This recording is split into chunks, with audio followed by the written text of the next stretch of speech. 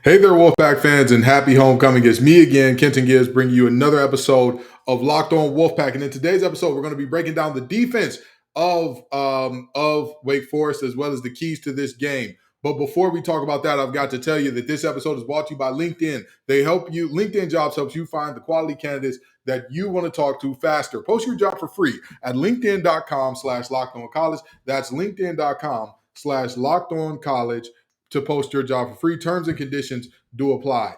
Now, again, folks, we're going to be getting into the weeds a little bit of the defense that Wake Forest runs, what I think about this defense, and we're going to be talking Ken's keys and all that to give you a little pregame something to nibble on and get ready for this thing, as well as I'm going to be bringing you the predictions. So we got a lot that I'm going to jam pack into one episode, so I'm not going to do too much introducing any further. Let's get into all that and more on today's episode of Locked On Wolfpack.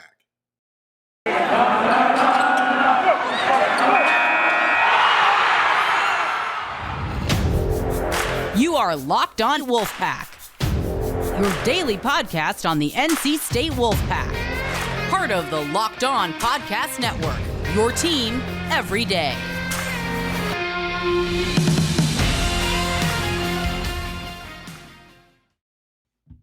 So, folks, I think that this is something that we need to talk about in terms of the defense that Wake Forest runs, who they are, and all that good stuff, as well as some predictions and all that. But the first thing we're going to do is get into the defense. The defense runs a 4-3-4-2-5 hybrid. It's kind of a multiple front situation. Sometimes they have two defensive ends with their hands on the ground. Sometimes they have three down linemen. Sometimes they have three down linemen and a rush in that's standing up. It's kind of fluid. It's kind of based off of what offenses are running. And while this defense is much maligned, and while they have struggled against good offenses, they have also had some very good moments this season. They've also had some moments where they look better than you would expect Wake Forest defense to look at times this season. So in terms of looking at that, in terms of talking about, well, what is this team? What is that team? Who are they? Whatever the case may be, when you're talking about this defense, you have to talk about the fact that, again, they are improved from last year. Now, does that mean that they're good? I would not necessarily say so. But again, better than last year. So, in terms of what this team looks like, we've seen they're a team that is not necessarily strong at all levels up the spine, but linebacker and safety, absolutely. You know how in baseball they say you want your catcher, your second base, your center fielder. This is the same principle for football. But you're looking at your, defensive tackler, nose guard, Mike linebacker, safety. They've got those things going via a few guys here, okay? Ryan Smenda is the first. Ryan Smenda's been there for forever and a day. He's one of those seniors that took advantage of the COVID year, and he's a ball player. He is a tackling machine on that defense. He is a little bit of the heart and soul of that defense. And then to back him up on the back end, Malik Mustafa is a transfer in from Richmond who has done some very good things this season. He's a little bit of a thumper. He is at his best when he's coming downhill. And this Wake Forest team, again, this defense, I'm not saying that they're lights out and they've been dominant and they've killed every team. Not saying that. But they have shown the ability to make plays, to play good football. Even last week against Louisville, that score is a little bit misleading because when you look at the 48 points that they scored, how many of those came off turnovers? You had a pick six. You had multiple possessions where Louisville was set up in absolutely excellent field position. Now, of course, just because you're in a bad position where you're already bent doesn't mean you have to break. But for the most part, as I've said, it's been a little bit of Dr. Jekyll and Mr. Hyde with this defense because you've had games like you had against Florida State, where you're the one forcing the turnover, like you had against Army, where you're the one imposing your will, doing what you want there, like you had against Boston College. But then again, what defense hasn't had a good game against Boston College, except for one? Duke still beat them. But, I mean, allowing a freshman to throw for 300 yards and 4 touchdowns, that's neither here nor there. Anyway, the fact of the matter is simple. This defense has shown great moments like that, but they've also shown the Clemson offense that I told everybody they're 2 bad quarters away from turning on DJ. We saw it later in the season. He got benched. We saw a Liberty offense that at times this season has looked feckless, put up 36 points on them and they narrowly escaped. We saw plenty of times that, again, like I just talked about with the Louisville situation, just because you're bent doesn't mean that you had to break at all those moments. And so we have objectively seen a lot of times where this defense, again, the averages that they're putting up on the season, allowing 27 points per game, 378.9 yards a game. So 379 yards per game, basically. This is a defense that's improved from last year, because last year they were like 110th or 111th or lower in almost every statistical category. This year they've improved. They've improved. Again, not to say that they're good, but this is an improved unit. This is a unit, and not only are they improved, this is another thing. This unit is extremely disciplined. Extremely disciplined. The least penalized team in the ACC, while also being the best at drawing penalties in the ACC. Again, this unit, while they're not great, while they're not world beaters, they do their job. They're normally where they're supposed to be, and they're not going to give you a ton of free yards. That would be uncharacteristic of them. So, is this defense malleable? Absolutely. Demi Sumo, if he's healthy, combined with Jordan Houston. We've seen a majority of the teams that have gotten into Wake Forest, that have made them uncomfortable, that have done what they wanted to do offensively against this defense. They have done so via the ability to run the ball as either a table setter or the ability to put the game away with the run. That is going to be important. That is going to be important in this game. That's going to be important with a freshman quarterback.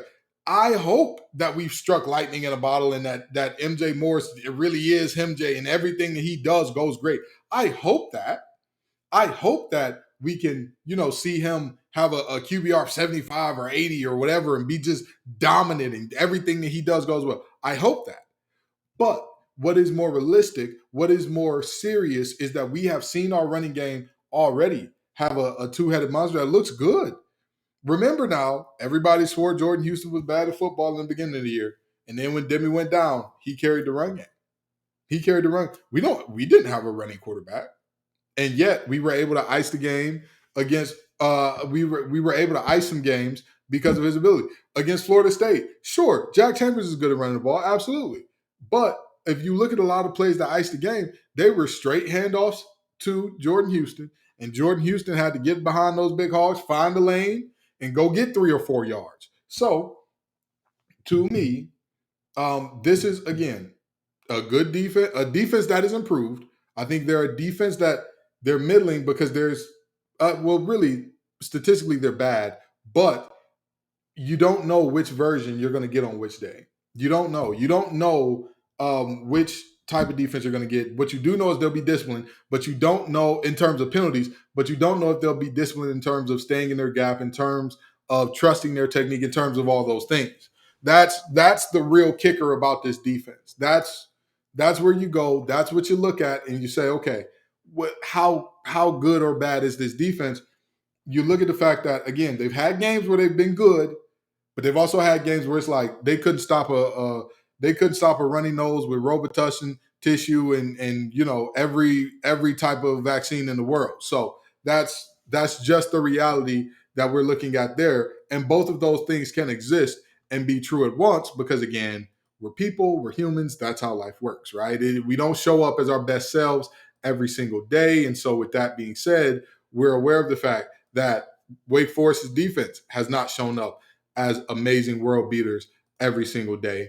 And so the idea is to see what has prevented them from getting the job done, to see what has helped other offenses be so effective against them, and emulate that to the best of our abilities, because I believe we have the horses in the stable to get the job done. And speaking of jobs, let me talk to you all about LinkedIn Jobs.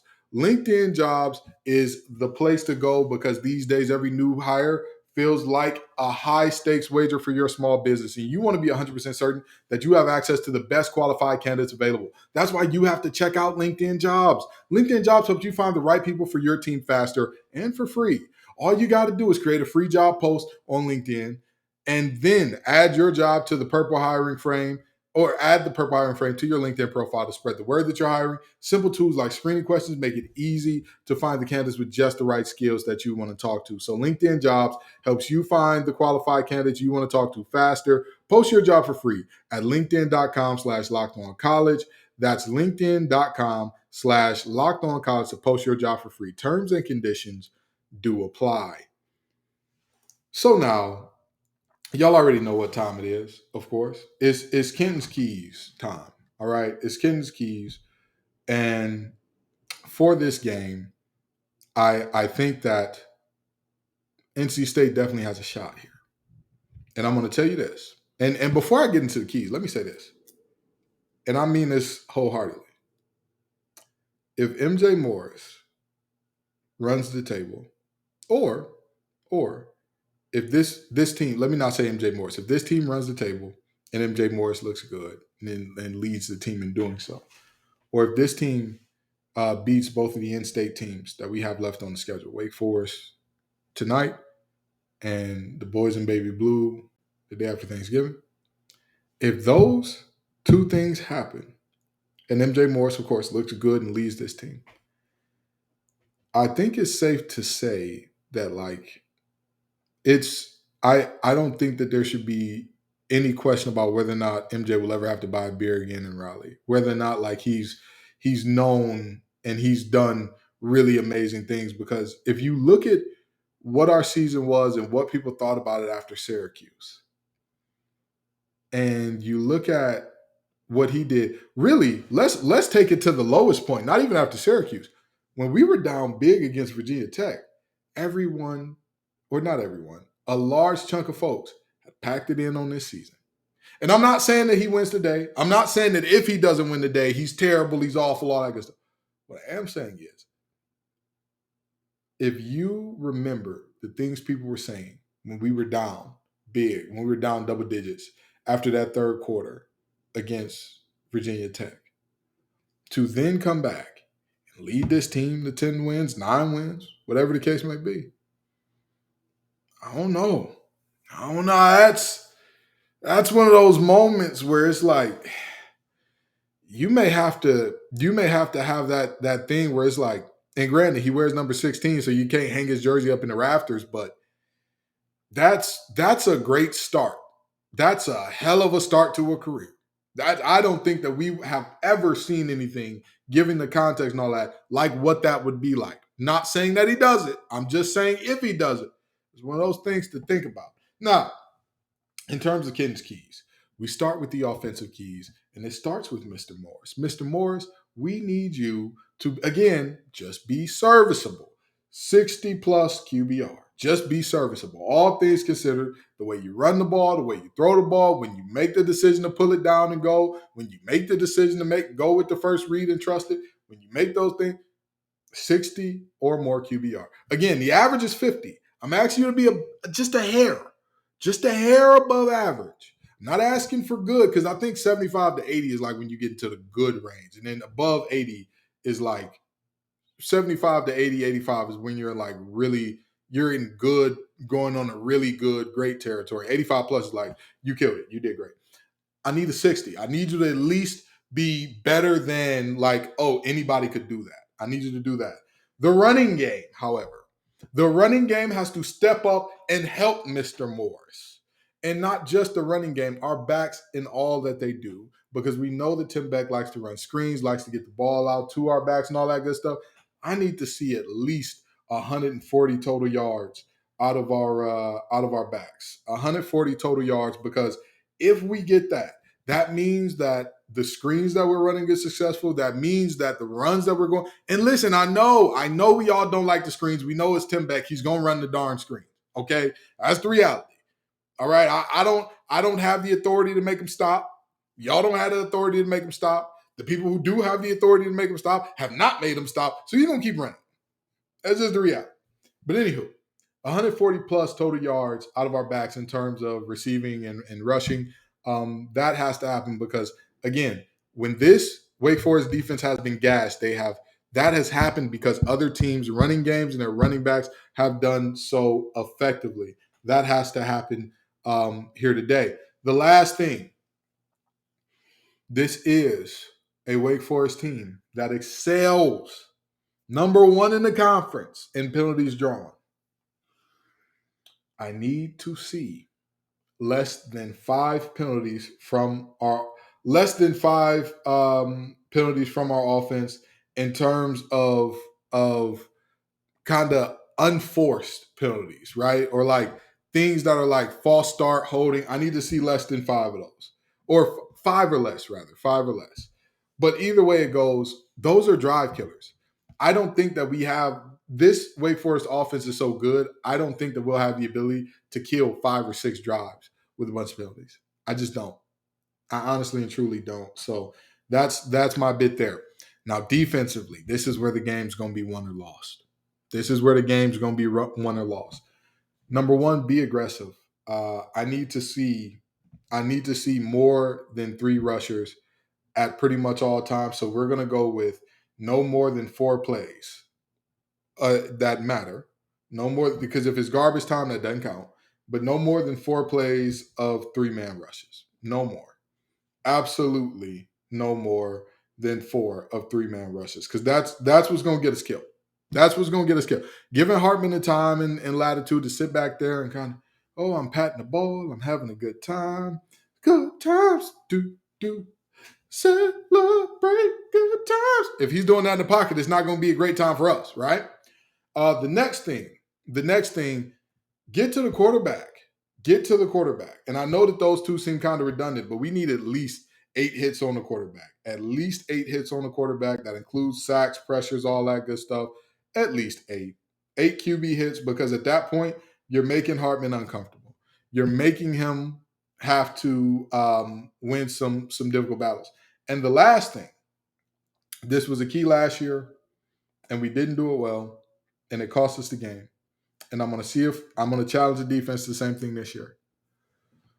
When the money downs, when it's time to get off the field, you've done the job on first and second down, when all the different factors of that long mesh and all that were in play. Now that you forced them into a straight drop back situation, you have to win that down. You have to get off the field. So I'm going to go 40% or less third down conversion percentage by Wake Forest. I don't think that they have the horses in the stable to run the ball effectively, regularly against us. I trust that this defense will have, at the end of the day, Tony Gibson, I believe, is a really good coach. I believe he's a really, really good coach. With that being said, the amount of quarterbacks that we've seen run the ball well against us, at this point, I know that it is pissing him off like it's pissing the rest of us off, and he's going to get that together. But the reality is, I think we're good enough to beat their offensive line up front, stop the run, okay? I think we're going to force them into a good amount of third downs. The question is going to be, how do we act on those third downs? Do we give up foolish penalties because we're panicking? Do we give up big plays because we aren't trusting our technique, or our corners are just having a bad day and we're just getting the wheels whooped off us on the outside? What do we do in that regard? That becomes the question for what happens here in this game. That to me. Hey, listen, I'm going to tell you what I think is going to go down in just a second, but please understand, I'm not a betting man. That ain't my advice to go betting, all right?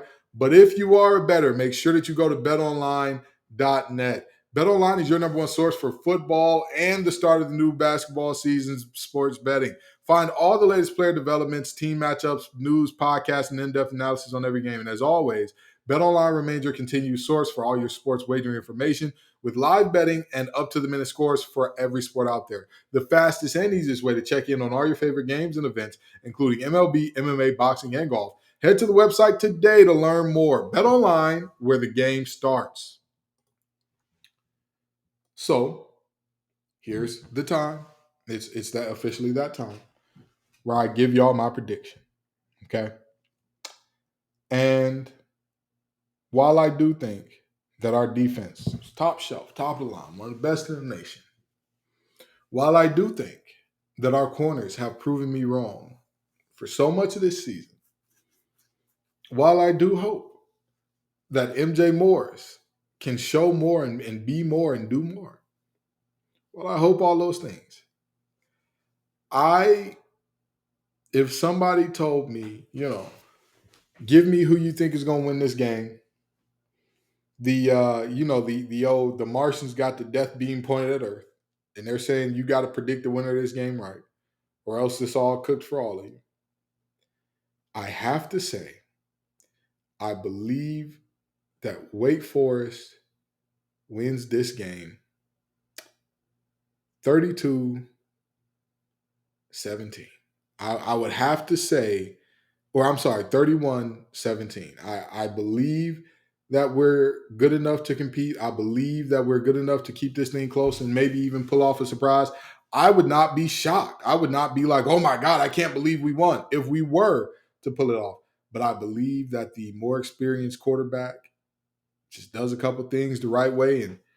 And I believe that because our corners have played so far above their head, I think they're kind of coming back down to earth a little bit. And I think that that Virginia Tech game was a tough one.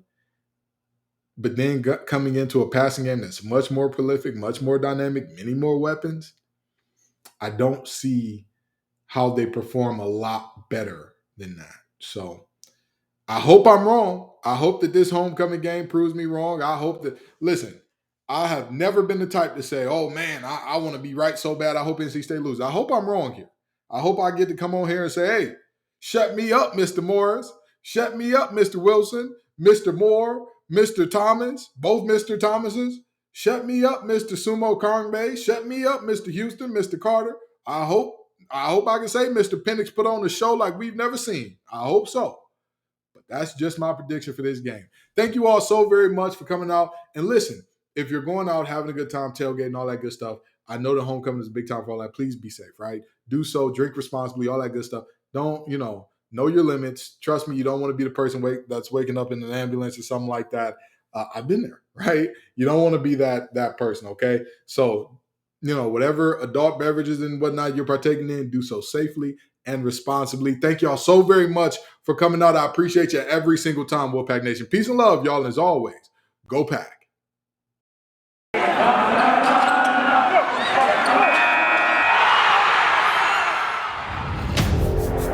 You are Locked On Wolfpack, your daily podcast on the NC State Wolfpack.